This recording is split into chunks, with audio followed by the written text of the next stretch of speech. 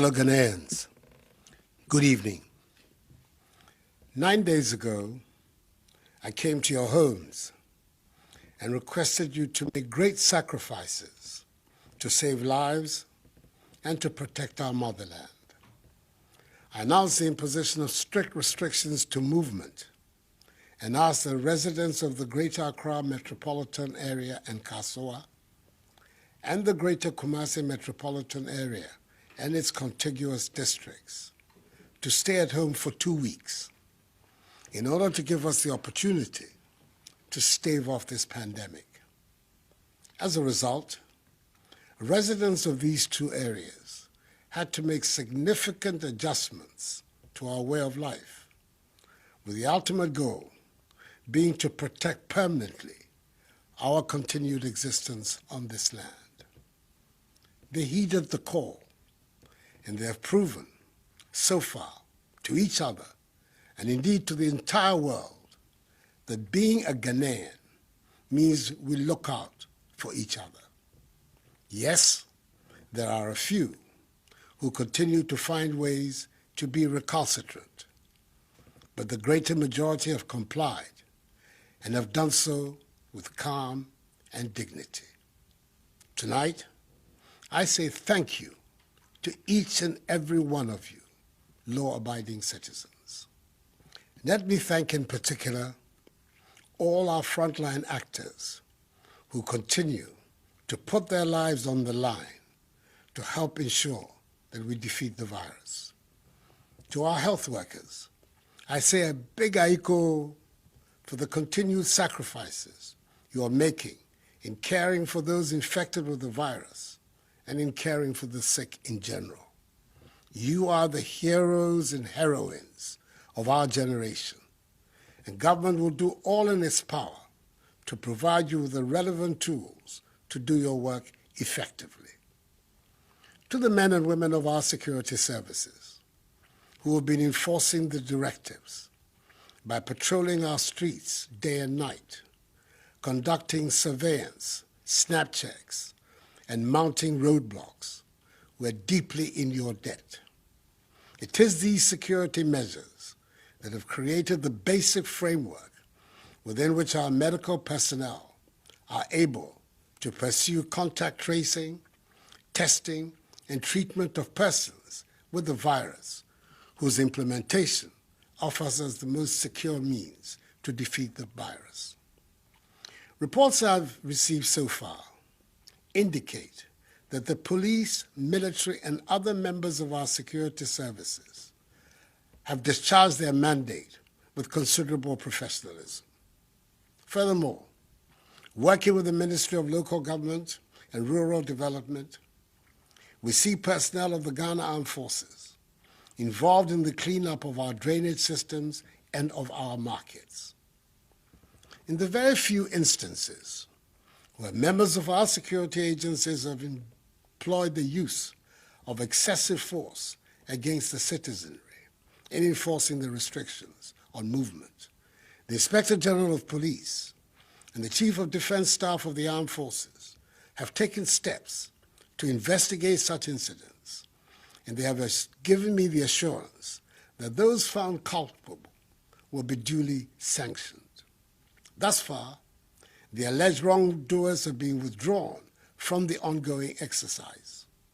To enhance command and control, more senior officers have been deployed at the operational level, and each member of our security services participating in the exercise has been handed an aid memoir highlighting essentially the guidelines for the operation. However, I'm extremely perturbed by the actions of a few unpatriotic persons who are deliberately passing off and circulating old videos of alleged brutality by members of the security agencies, largely of foreign origin, and presenting them as though there were new incidents by Ghanaian security personnel which have occurred during the course of this past week. It is sad, it is unfortunate, and it must end.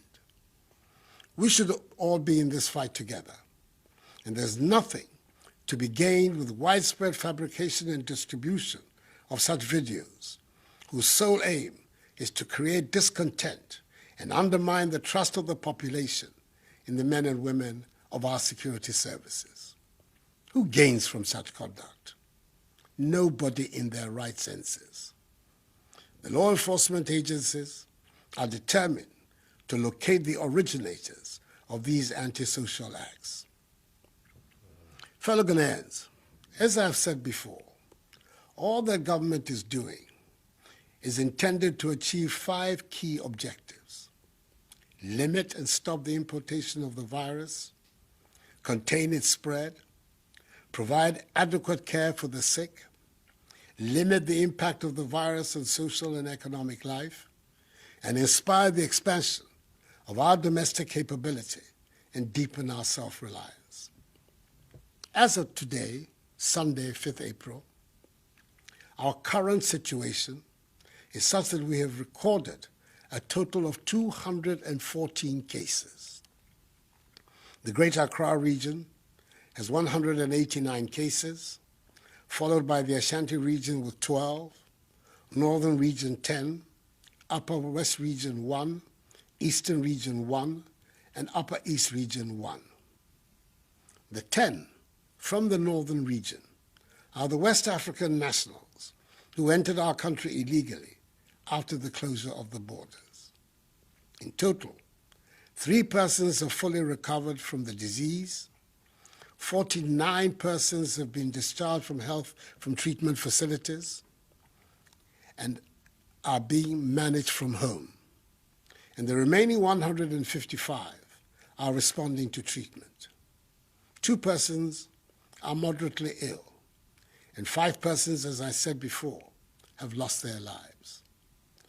Of the 1,030 travelers who were mandatorily quarantined and tested on their arrival in Ghana on the 21st and 22nd of March, 79 were initially found to be positive, and appropriate arrangements were made for their isolation and treatment. Subsequently, after 12 further days of quarantine, 26 other persons were found to be positive as a result of their second test, bringing the total number of those found to be positive to 105, all of whom have been isolated for treatment. Of the remaining 925 persons who have undergone 2 tests and found to be negative, 804 have been released from quarantine to join their families. The remaining 121 are, as I speak, in the process of being released. I want to thank all of them and their families and loved ones for their understanding and cooperation with the stringent procedures the government was forced to deploy in the public interest. Efforts also at contact tracing have been ramped up over the course of the past week. Indeed, for every confirmed case of COVID-19, all the contacts have been listed, monitored, and tracked. Additionally, in the home or place of work of a confirmed case, all persons, be they at home or at work, have been tested, whether they had symptoms or not. Within the locality or neighborhood of a confirmed case, the opportunity is also being provided for persons to undergo voluntary testing to ascertain the extent of community spread. We are thus about to enter a critical phase of our fight in the coming week, as the Ghana Health Service is due to receive the results of some 15,384 out of 19,276 persons who have been reached through contact tracing. It is the results of these tests that will determine our future course of action. Government's policy and measures will continue to be driven by the science in this matter. The Ghana Academy of Arts and Sciences and the Center for Scientific and Industrial Research, CSIR, are now partnering government in the struggle. I met with their representatives on Friday and arrange with them a mechanism for the realization of this partnership. The nation and I appreciate their involvement. So in the course of the coming week, a determination will be made as to whether or not to extend the duration of the 2-week restriction on movement and the implementation or otherwise of any more enhanced measures to deal with the virus. I have, however, by executive instrument, extended the closure of our borders for 2 more weeks until further notice.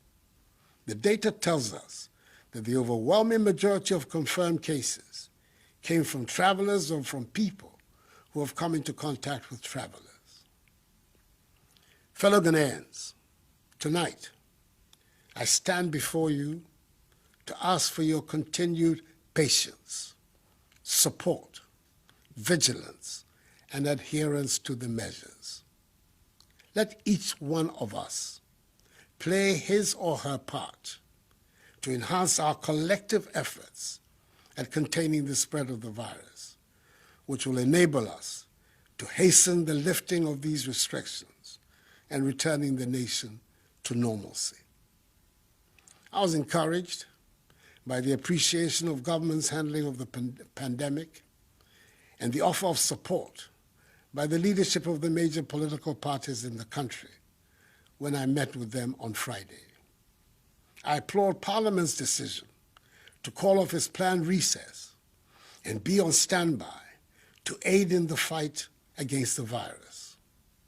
I thank staff of the University of Ghana's Noguchi Memorial Institute for Medical Research, the Kwame Nkrumah University of Science and Technology's Kumasi Center for Collaborative Research, and the National Public Health Reference Laboratory of the Kolebu Teaching Hospital for the solid work they're doing for Mother Ghana. I'm very grateful to the individuals and institutions who have responded to my appeal for donations to be made into the COVID-19 National Trust Fund, which has been established to complement government's fight against the virus and to assist in the welfare of the needy and the vulnerable. A total amount of some 8,750,000 cedi, which includes 600,000 United States dollars, have been received so far for this purpose. I'm happy that so many appointees of my government have also followed my example by donating their salaries to the fund. We are in difficult times, and that is why I directed the Minister for Finance to send to Parliament the Coronavirus Alleviation Program, whose objective is to protect households and livelihoods, support micro, small, and medium-sized businesses, minimize job losses, and source additional funding for promotion of industries to shore up and expand industrial output for domestic consumption and exports. Through this program, the Ministries of Gender, Children and Social Protection, and Local Government and Rural Development, and the National Disaster Management Organization, NADMO, working with MMDCEs and the faith-based organizations, have begun to provide food for up to 400,000 individuals and homes in the affected areas of the restrictions. This began in Accra today and will begin in Kumasi tomorrow. It will come in the form of dry food packages and hot meals, and will be delivered to vulnerable communities in Accra, Tema, Kumasi, and Kasua.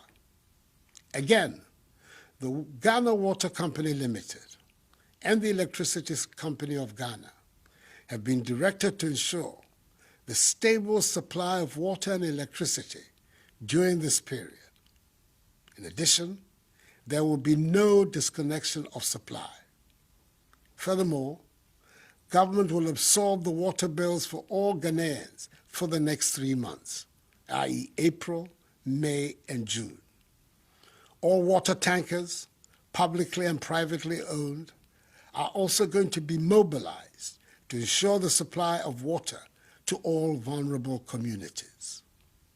Government in collaboration with the National Board for Small-Scale Industries, business and trade associations, and selected commercial and rural banks, will roll out a soft loan scheme up to a total of 600 million cedis, which will have a 1-year moratorium and 2-year repayment period for micro, small, and medium-scale businesses.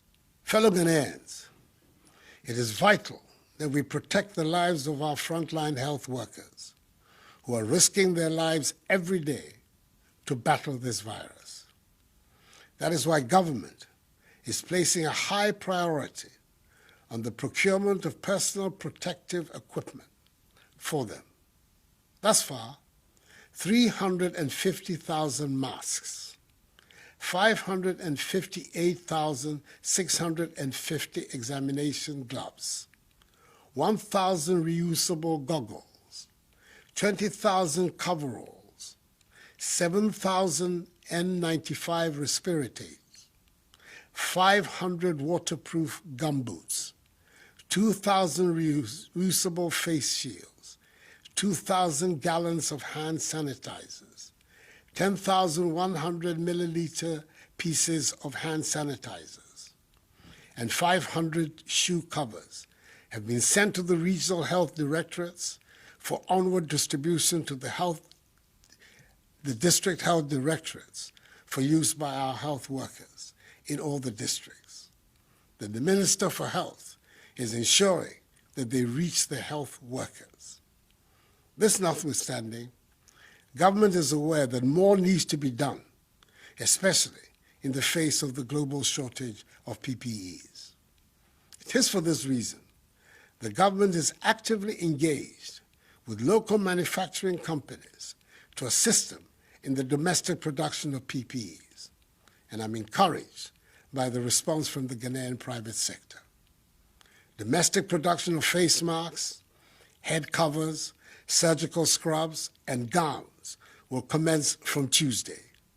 For example, 3,600,000 face masks will be produced domestically with an output of 150,000 per day.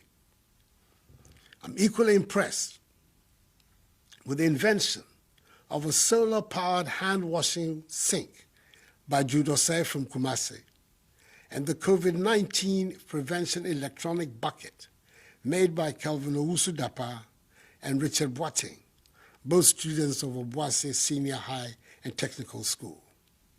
Necessity, indeed, is the mother of invention, as the Ghanaian sense of enterprise and innovation is beginning to be felt.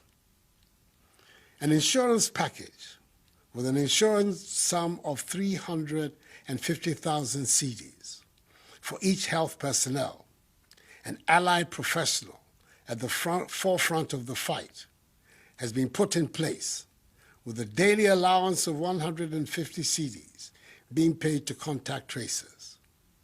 Government has also decided that all health workers will not pay taxes on their emoluments for the next 3 months, i.e. April, May, and June.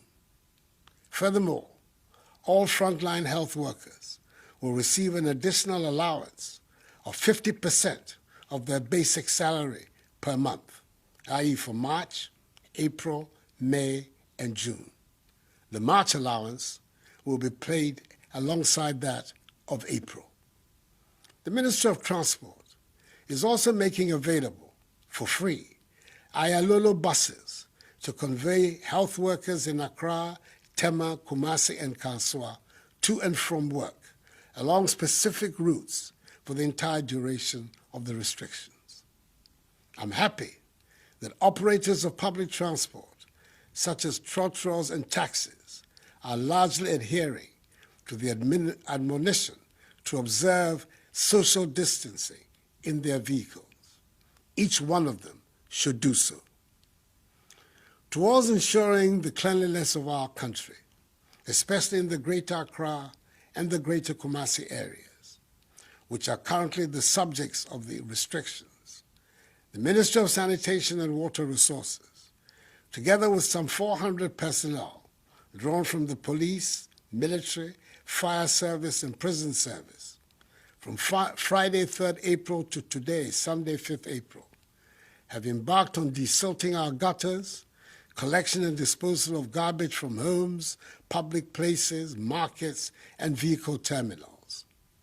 We must ensure that the end of this exercise will lead to a new attitude towards cleanliness in our surroundings. That would be a positive legacy from this crisis. MMDAs outside the areas affected by the restrictions have been directed to emulate this cleanup exercise. As of Saturday, 4th April 2020, markets and lorry terminals in 13 regions have been cleaned and sprayed, with the 3 other regions set to follow in the coming few days. We've had to take the extra step of closing a few markets in Accra and Kumasi, where traders and market women had flouted the rules for social distancing. Some districts have also embraced the policy of alternate days for alternative products in a bid to decongest the markets and ensure social distancing. I'm fully aware of the disruptions to your lives occasioned by these measures. Your personal movements, way of life, the education of your children, your livelihoods have all been disturbed by this virus. But believe me, the measures are necessary if we are to free ourselves permanently of this pestilence. Fellow Ghanaians, I will continue passionately to appeal to you to observe prescribed social distancing and good personal hygiene to contain community spread. These enhanced hygiene protocols must become a part of our everyday lives.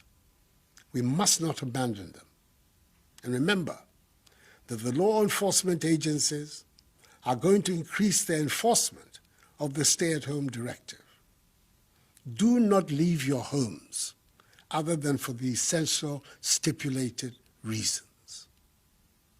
The cynics question our capacity for the maintenance of discipline in this period and in its aftermath. However, I am confident that we will prove them wrong. Ghanaians always rise up to the occasion, and we will do so again.